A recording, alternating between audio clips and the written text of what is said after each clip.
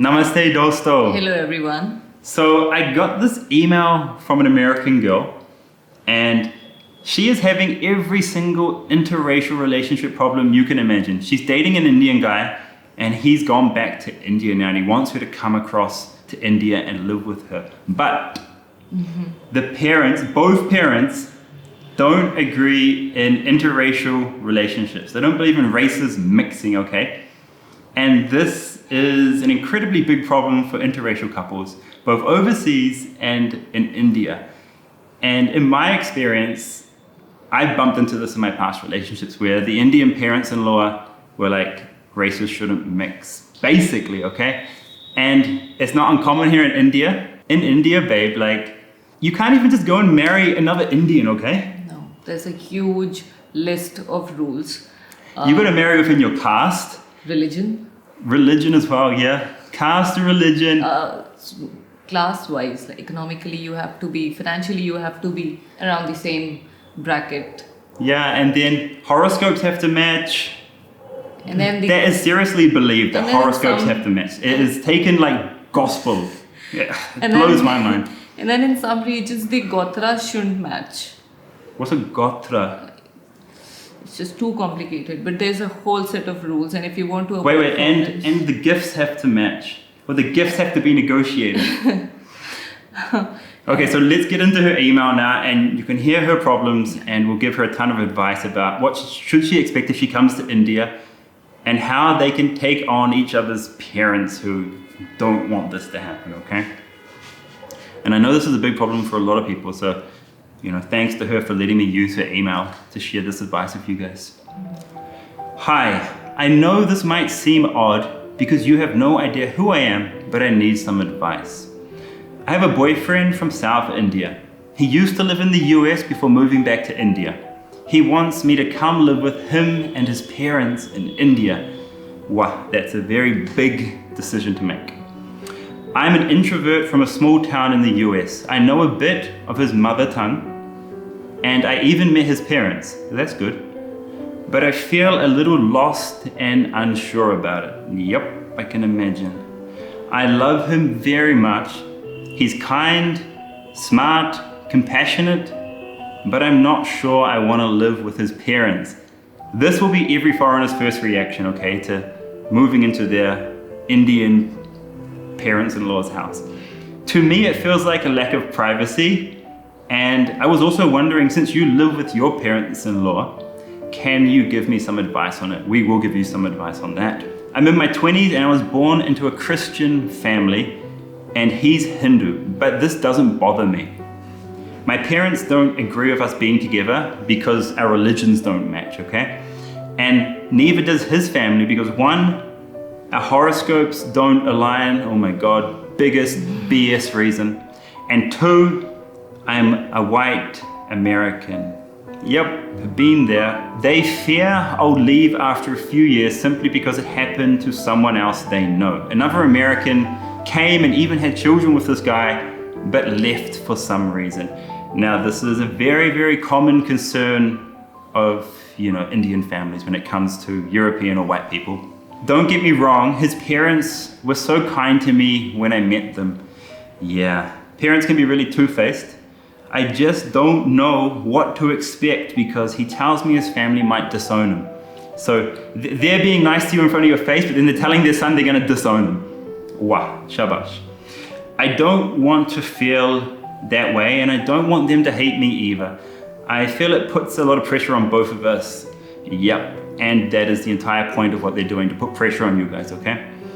What should I expect? What should I do? Should I compromise? How do I talk to him without making him feel like he has to choose between me and his parents? I mean, that's exactly what the situation his parents are putting you in, okay?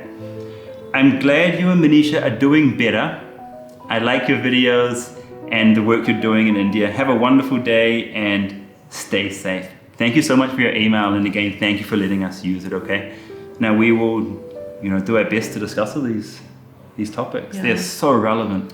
Let's start with a question about what's it like living with your in-laws, okay? And the way I see this, there's kind of three options when it comes to marrying into an Indian family, because she would be marrying into an Indian family and going across to live in India. So there's three options, Hema. First is you can be a housewife. And this is a very good and noble and a profession which should be far more respected around the world. Second option you have is you can be a trophy wife. Congratulations, you don't have to do any work.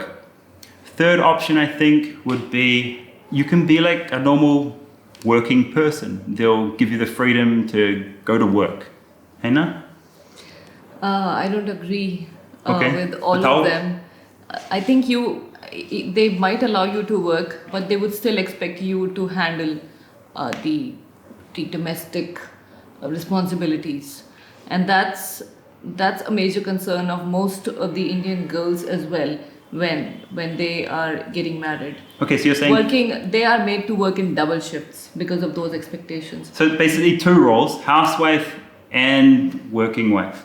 Yeah, so during the first half of the day you're in office working, and when you come back you're supposed to cook and take care of kids. And This is fairly normal overseas though as well. But yeah, these are your three options, okay?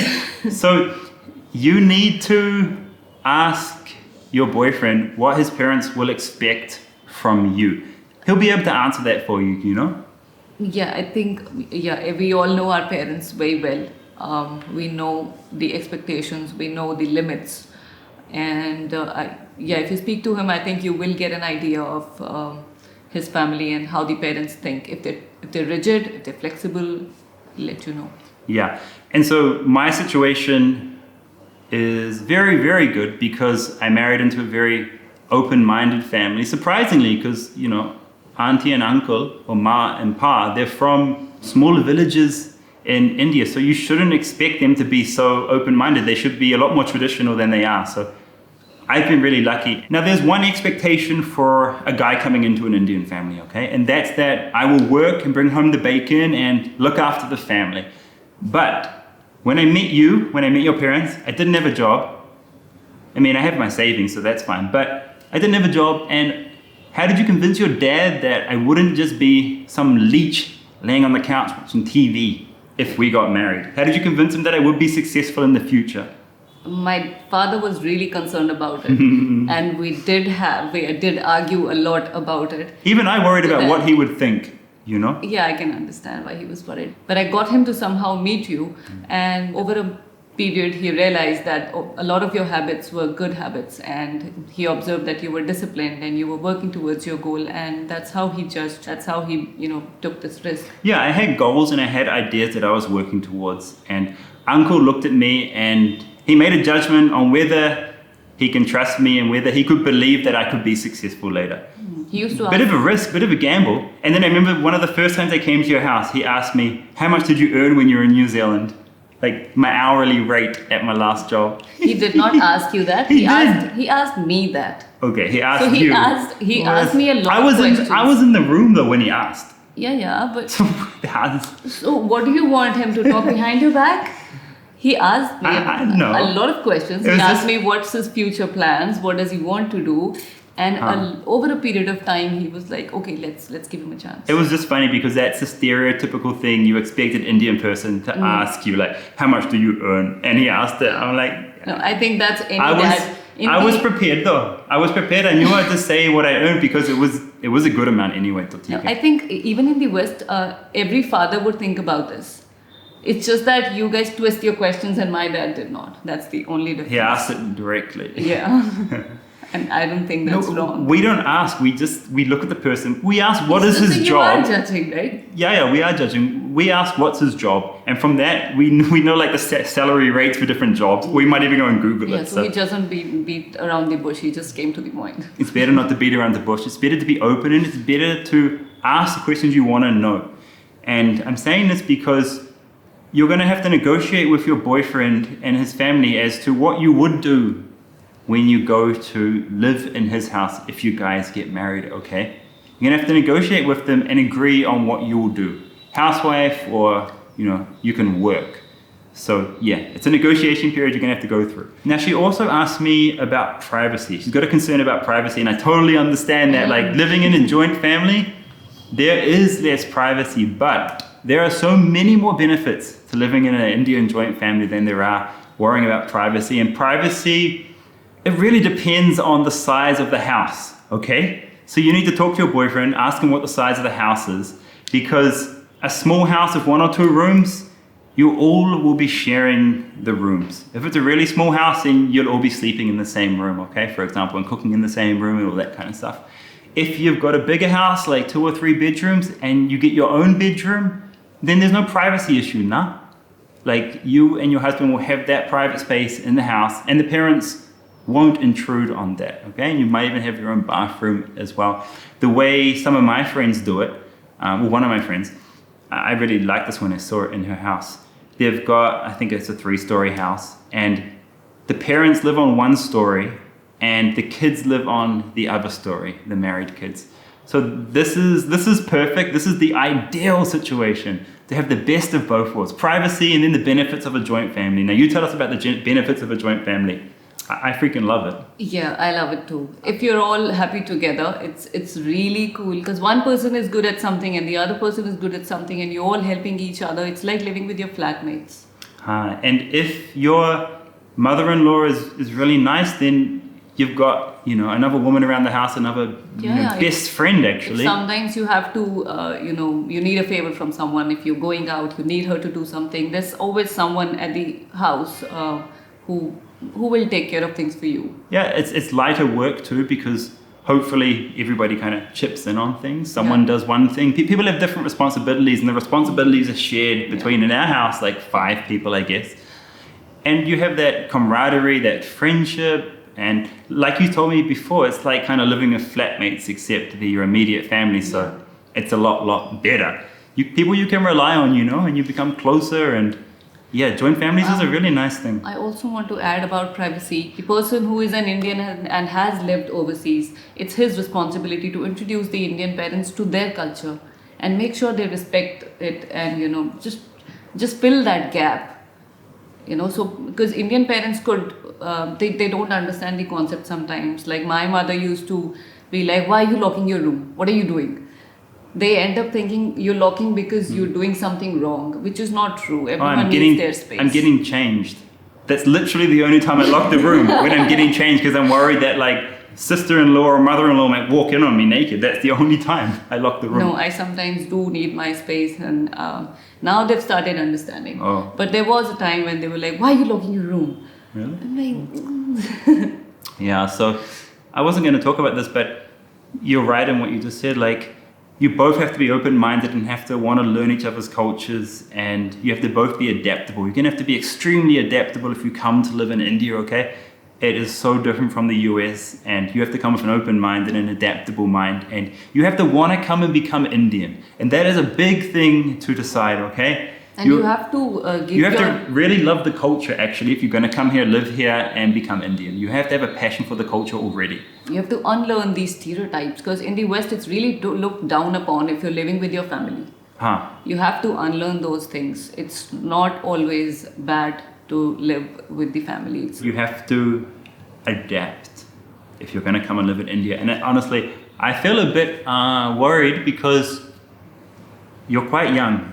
You're in your early 20s, and it's a very big decision to make, to come to India and marry a guy. I know some people make these decisions really young overseas, and that's fine. And from your email, I can tell you're a really sweet person, a really compassionate person, and that you want the best for both of you. That is exactly what I can tell. And the way you described your partner as like compassionate and caring and all that, like, it's really nice. And I think his parents should, cut you a break and at least kind of live with you for a bit. And so that was getting to my next point. You should go, if you can, you should go to India and just see what life is like here. You have to do that before you agree to marrying someone in India, actually. You have to come here and spend some time, no? You've got to come here and spend a month or so and staying with the parents, staying in their house and just seeing how things are before you go into that negotiation about how life will be after marriage. You should be coming here for a holiday to see if you can survive here. That's the only way you'll know if you can survive here, no? Like, even that is going to be a coming bit for a hard if holiday. the family is quite rigid. I don't think you they'll can't allow- come if the family's too rigid because they'll just say no. Yeah. But if you're in a situation where the family is, Yeah. allowing you to come, then that's how you're going to decide if you can live in India. And I think there's two things you need. Like I said earlier, you need to be adaptable, open-minded, and you need to want to learn Indian culture and want to be part of Indian culture. You need to want to become Indian. That's the only way it's going to work, okay, if you're coming to India to live in India. You've got to become Indian. Now, Manu, let's talk about the hardest question here. What should she do if both families don't agree on them getting married? Like, it's such a hard situation. And I've been in this situation before. I mean, my parents don't care who I marry. They're fine. As long as the girl is good, that's all that matters. As long as she's nice, it's fine. But I had an ex-girlfriend whose family didn't want their daughter marrying me, okay? And I'll talk a little bit about what can happen if things don't go right at the end. But how can you deal with parents who don't agree on the marriage because of whatever reason? Religion, divorce rate, and horoscopes, okay? So how should they approach the Indian family? Try to figure out why do they not want you to marry into another culture. Are they being logical here, or is it just being rigid out of their religion or belief or faith? If it's the first case, if they're being logical, like if they a very common concern about Western culture in India is because the divorce rates are really high, they believe that people in the Western culture just jump from one partner to another, which is not true. Yes, divorce rate is high, but it's not because they like changing partners frequently. Divorce is not easy for anyone, and if you explain to them, if you address their concerns one by one, they will understand. There's a scope of talking here. This applies if the parents are like a little bit open-minded and a little bit logical, and they're simply just not racists, okay? Like they have some concerns, you talk to them about them, and you address the concerns with them. But let's talk about horoscopes not matching. How do you get around that? Because as far as I know, there's no way to get around a horoscope not matching. Because this is a very, very, strong belief in. Is it just Hindus who do this in India? Is it everybody? I don't know. I don't know. Okay, but it's a very strong belief amongst Indians that horoscopes should match, or let's find the next person for you to marry. Yeah. So if it's And this is irrational as far as I'm concerned. This horoscope thing. exactly what my point It's was. superstition. If it's not logical, if it's just purely, it comes from the rigidness comes from faith and just a set of beliefs they believe in. People can go to any extent when it comes to these things, and they would not give up their beliefs. This is the hardest case. I feel like the horoscope point they bring up is just an excuse, a nice excuse for them to use to be like, oh, can't happen, horoscope's not matching, oh no, what to do? Yeah, they do that too. I feel like it's just an excuse. And she also said that, she mentioned it's because she could be white. And if it comes down to that, it's just because they don't want their kids mixing. They don't believe in cultures mixing. they're less- It's honestly, some people just want to have an Indian daughter-in-law because they can speak the same language and they'll No, I feel think more it's- comfortable. I think it's a comfortable thing. I think it's much more than that. Maybe they're scared of.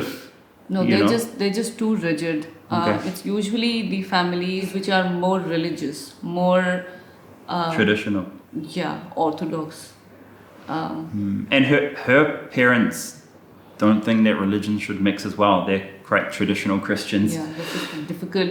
Wow. This is the most difficult case, and luckily my family wasn't like that. But there's less scope of talking here. But you should, I think, still try, bring them into confidence, and get them to meet the other person at least. Yeah, just work out if you can change their minds or not.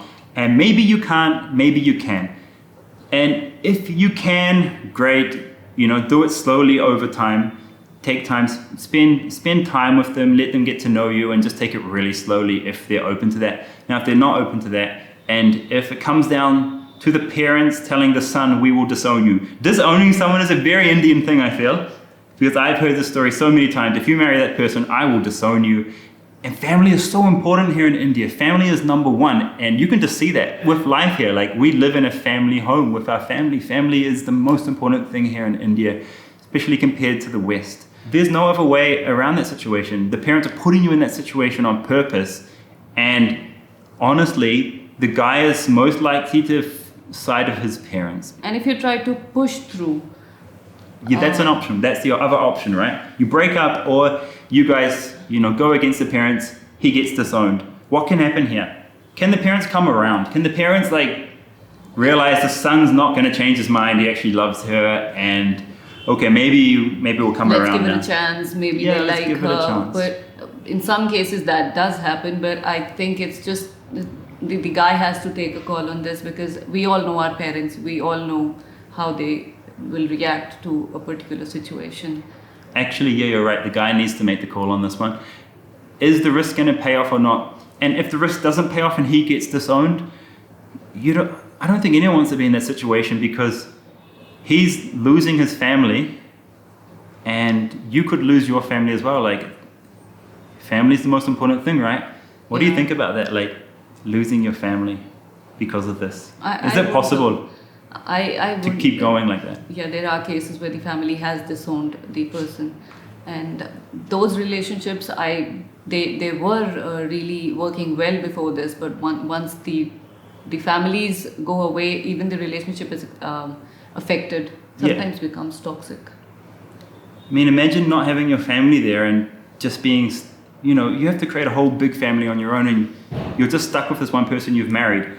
And I know it sounds nice, but not having your family there is a really big deal. Now, we haven't had to deal with that. So if you guys have dealt with being disowned and married because you married someone who your parents didn't agree with, if you can share your story in the comments, let us know how you guys survived, how you made it work, and can it work? Can it work with one of you guys being disowned?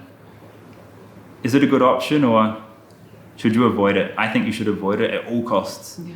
Now, Manu, let's assume that the parents are at least open to dialogue, okay?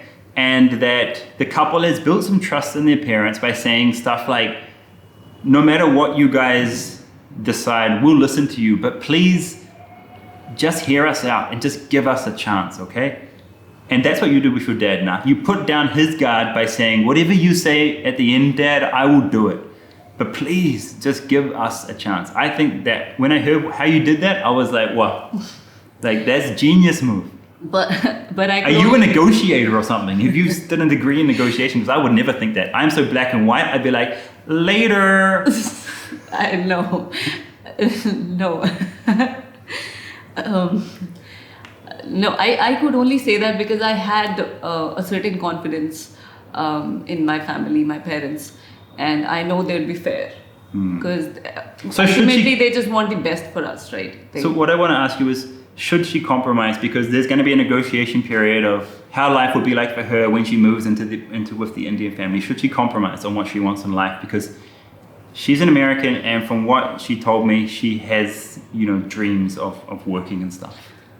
If by compromise you mean you take a step and the family takes a step and you meet somewhere in the middle, yes, you should go ahead. But if by compromise you mean you are the only one who's compromising and submitting to their expectations, don't do that. I would not advise her to do that. Yeah, you have to stay true to what you want from your life and explain that to them, and hope that you can both compromise in some ways and both get what you want out of the marriage, okay? It's honestly like a business negotiation coming into a marriage in India, especially, I feel. Even more so if it's a traditional type of marriage, nah? Like the parents go and meet, and you honestly talk about what the woman will do. Like, will she become a housewife? Will she make rotis? This type of stuff, no? Yeah. At the meeting. Yeah, and you should talk very openly. Frankly, honestly, to the point. Gotta tell them what you want to do. Yeah, exactly. Just don't say something else and then mean something else. Don't later on come giving excuses like, oh no, I said that, but I didn't mean that. Yeah, you got to get everything out in the open at the beginning, and it's a negotiation. Now, Mano, I'm going to finish this off by saying And you won't want to hear this because this is the worst case scenario. What you should be thinking if the worst case scenario happens. If you decide that it can't go ahead or he decides it can't go ahead. So it's a big misconception that there's only one person in life for you, that there's only one true love, okay? That is BS from Hollywood. And Bollywood. And Bollywood. There are so many people in this world of, how many billion people that you can be happy with and you can live a beautiful life with and, be happy with, basically. There's not just one person, okay? Whatever happens, it happens for the best. Nah? Like, if me and my past girlfriend hadn't broken up because of her parents, then I wouldn't have met Manisha and her amazing parents. You know what I mean? Like, everything actually worked out for the best for me. Now I have, 2 sets of parents. And her parents have been incredible to me. So, yeah, couldn't have asked for it to be any better. And there's always more fish in the sea, is what I'm saying. Don't worry if things go wrong. You're still young and you will meet somebody else and things will hopefully be for the best. That's what I've experienced in life anyway. Hey, Na, you agree? I completely agree. Take it, though. I know you didn't want to hear that last bit, but everything will work out just fine in the end. It always does. It sounds sad at the moment, but when you look back, trust me, after a few years, you'll be like, that was a good advice. Yeah, I look back and I'm like, everything worked out for the best. Like, it's as simple as that. Take chalo. Hope you guys enjoyed that. If you want to support the channel, hit that join button. And on Manu, 3, 2, 1, Jai Hind.